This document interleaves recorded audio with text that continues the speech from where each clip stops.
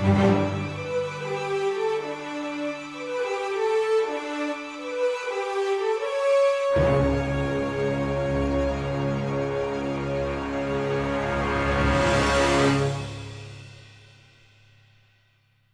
everyone, welcome back to the TJOmega channel for day 1335 of our daily content grind.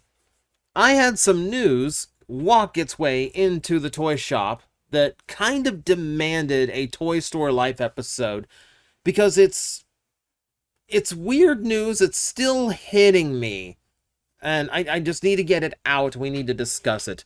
So, I've mentioned before in a few of these past episodes that I used to work at another shop that was at the mall, and I told you horror stories of that shop. Well, that shop was Prime Toys, Comics, and Games. And yes, it is an old GameStop. How can you tell? So, I was informed that this shop had, unfortunately, closed down. It is no longer in operation. Now, there's a few reasons for that, and I'll get to that at the end of the story. But I will tell you, if you've never had a business in the mall, it sucks. Oh my God, does it suck. Aside from just the clientele being anyone who happens to wander in, anyone who gets curious, just moseying on by, it's soul sucking. Because you're just stuck at the counter all day. You can hear people having fun outside. You can smell, especially if you're close to the food court or any of the snack stalls, you can smell all the nice treats that you can't leave to go get. You know, this was a rough place this was not a fun place to work. It's not a fun place to work. So,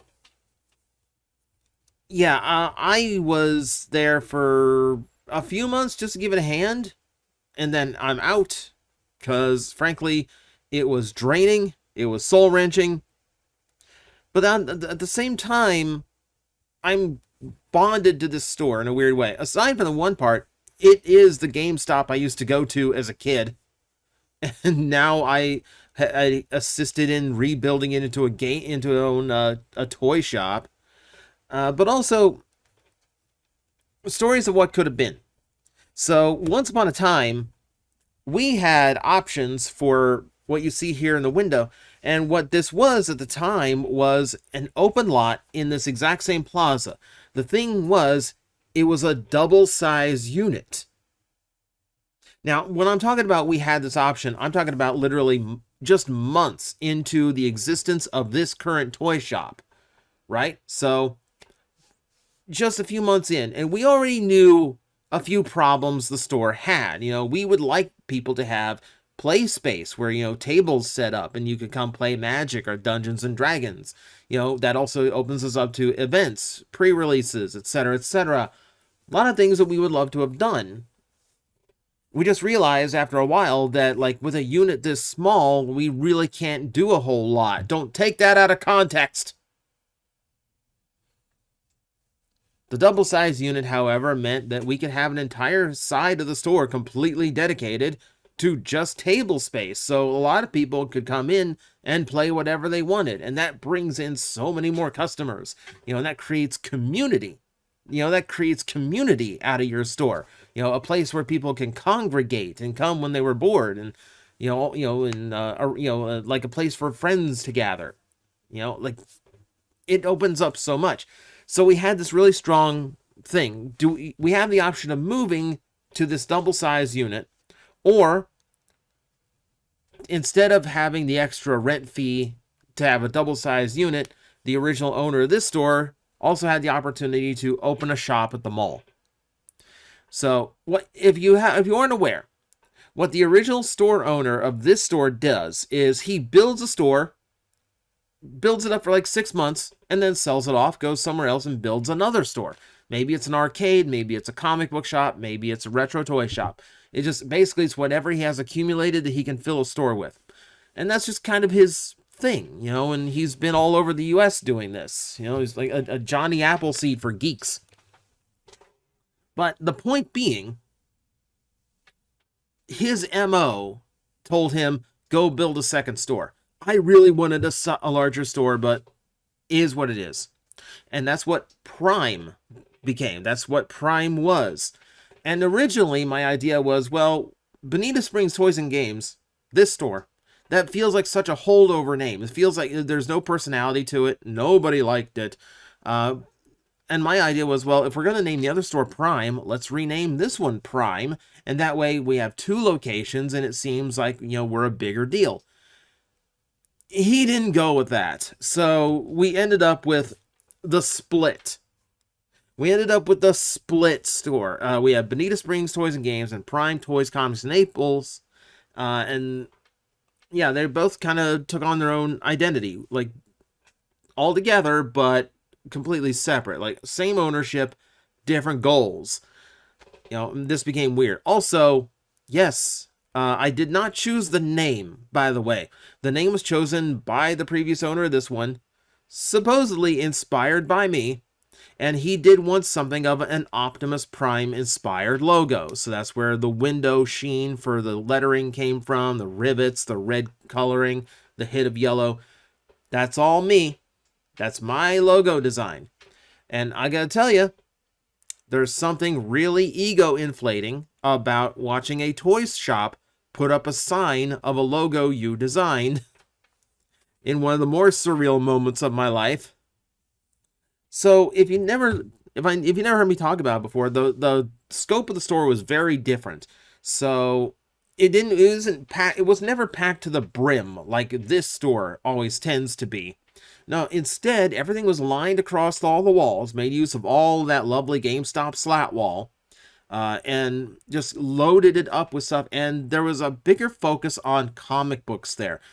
Comic books in this area never really perform very well. Like most comic book shops I have ever known in Southwest Florida closed down after a few years. There's only one, maybe technically two exceptions that I can think of. And ironically, this means Prime has joined that list of toy shops, or comic book shops rather, that have closed down. To be fair though, all they ever did were back issues. So not a big surprise there. You couldn't go and get your distribution, get your pulls on Wednesdays and whatnot. But higher focus on comic books, higher focus on high-end stuff, because Naples is a big money location. But that said, as the months went on, the focus of the store shifted pretty dramatically. You started seeing a lot more posters up on the walls for a few reasons. It was a large location and we needed something to fill up the walls. And the owner hit on this idea of posters because, one, they're dirt cheap to get. Two, they take up a ton of space. And three, at the mall, real easy sell. These things sold ridiculously well at the mall. They're not even in the title of the store. They don't fit toys, comics, and games at all. They're just posters. But it's a popular pickup at a mall, so they did really, really well. So it just kind of became an obsession. One reason why it was hard for me to work at that store is because I'm at a counter staring at a wall full of posters all day. I didn't sign up for that. When I was in there sorting through action figures and loading up shelves and walls for this guy, I was building a toy store. I wasn't building a poster store.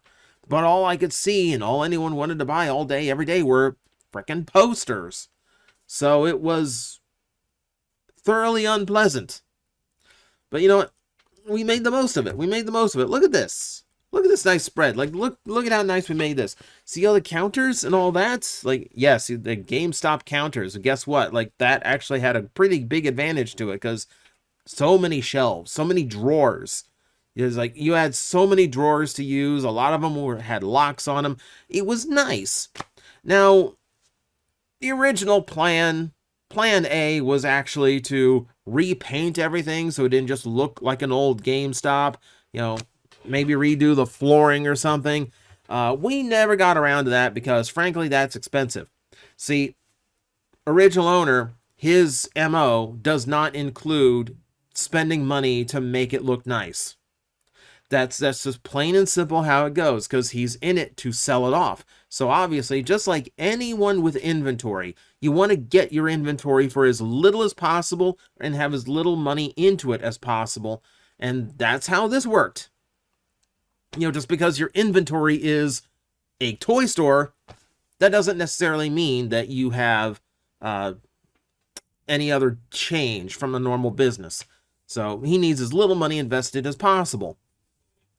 So it's the same old GameStop flooring. It's the same old gray slat walls, same old counters. But we made it work, at least it had its own identity. Was it enjoyable working there? No. The only time I ever dealt with Karens was in there. There's a lot of people who just didn't care about anything that was in there. It's just you didn't have the soul.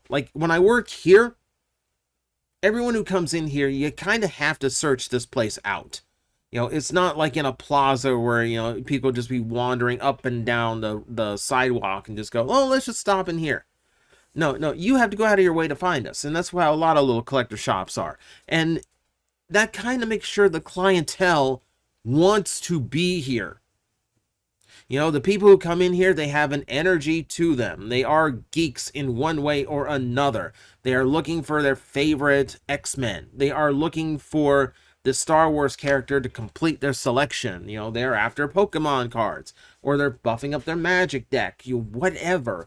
But they're into it. They feel it, and that is the energy I like.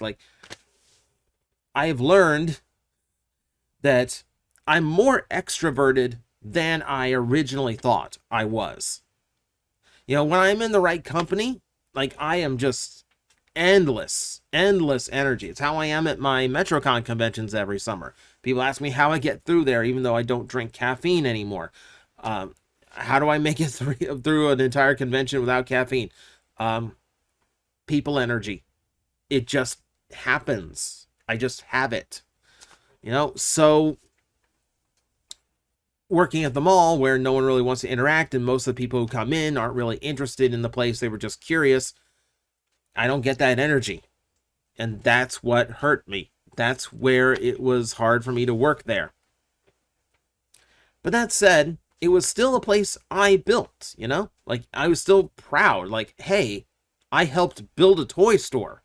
I designed a logo that is now a big acrylic sign over the door of the toy store. That was super cool. And then the inevitable happened. New ownership. Because he builds it, he sells it, he moves on. And that's what happened to Prime. The new owners had very different ideas for how things would work. For starters, they ripped out the old carpet and floored it over with really expensive flooring. And it looked way nicer. It didn't just look like an old GameStop anymore. But in order to get all the new flooring in, they had to take out those nice cabinets and that nice, actual counter space. All that was gone. And for a long time, the only thing they had to replace it was a folding table with a tarp over it.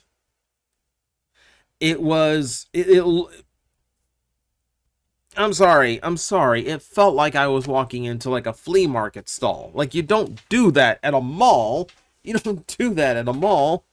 You'll also notice the posters are now all over the place. The walls mostly became posters.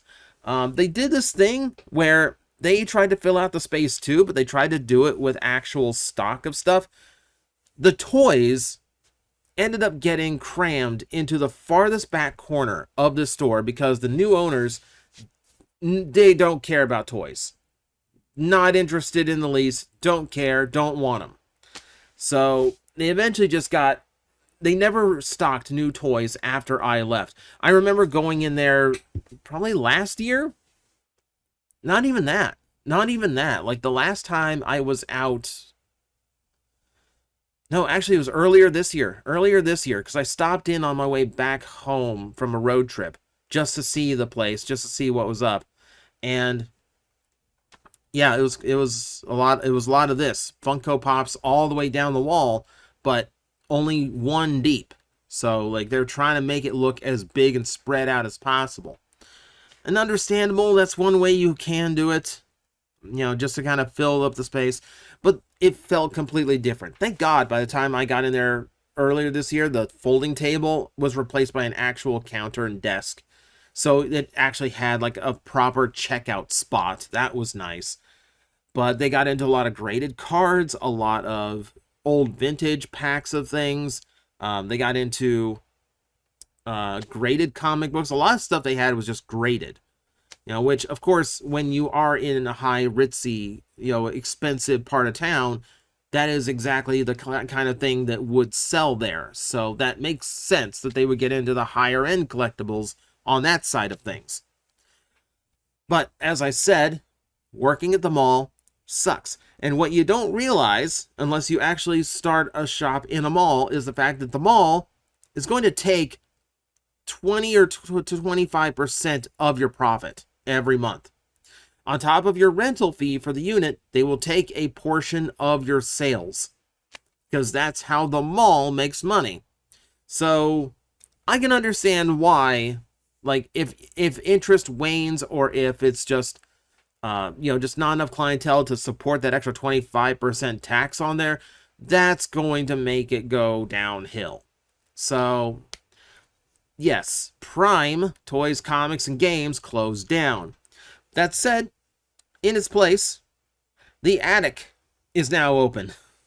So the owners moved on to a different shop. It's smaller, it's more focused on what they're after, and I wish them all the best. But it does mean the end of something that I helped build, and something that I put a lot of heart into, only to watch it slowly sink and become something less.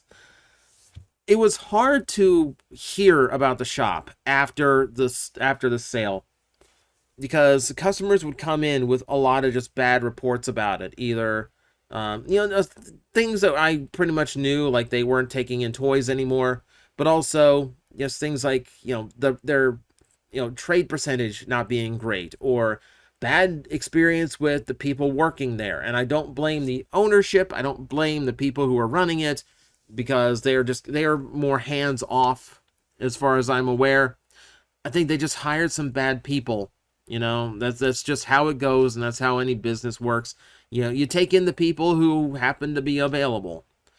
So sometimes you get a few that I heard stories of. I'm just gonna say that. I heard some unsavory stories about some of the people working there, and that's all I'm gonna say. And I'm gonna say it just because it kind of hurts, knowing that that's how things were down there. Even if it was isolated, even if they dealt with it, just kind of unfortunate just to hear bad news and just bad thoughts about a shop that once upon a time I thought we built something special from. But that is an end of an era, and for the first time I've watched a store I helped build go downhill and technically fold, but they're kind of moving on and taking their own identity from here on out. So it's a fresh start for the people behind the store, and about a good 4-year run for the store at the mall. And I guess it's not such a bad run for a comic book shop located in a mall. It works out. So I'm kind of, it's mixed feelings. Like I said, what the store turned into wasn't what I envisioned, wasn't what I was passionate about, wasn't what I originally built, but it's still a toy shop I built. So to watch it basically come to an end still kind of hurts. So I'm processing that today. I'm trying to figure out where my head is in that. Also, is it too much to ask to get one of the signs? If anyone from that store ever watches this video, you're not, but just in case, can I get one of the signs? I kind of miss having the sign. I designed the logo. I think that's fair. But that does it for me today. Yeah, so the other side of my toy store manager experience has come to an end, but that was kind of inevitable in that place. But we're still here, we're still going, and I still have more stories to tell you, because it never ends. There's always things happening, because that is the toy store life. Hello everyone, I am Astral Agent Magnetar, a tokusatsu VTuber, and I am streaming 4 times a week over on Twitch, Monday, Tuesday, and Wednesday afternoons, and a special late night one on late Friday/early Saturday. So come watch, come hang out, and let's make an impact together.